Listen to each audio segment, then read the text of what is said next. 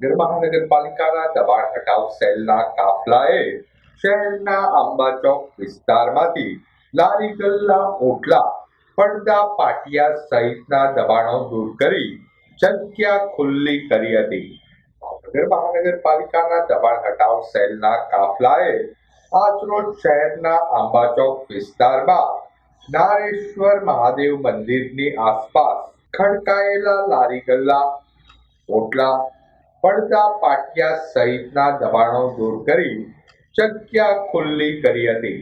આંબા ચોકમાં દબાણ હટાવવા માટે ગયેલી ટીમને સ્થાનિક વેપારીઓએ હપ્તા તો લઈ જાઓ છો છતાં કાર્યવાહી કેમ તેવા સવાલો ઉઠાવ્યા હતા.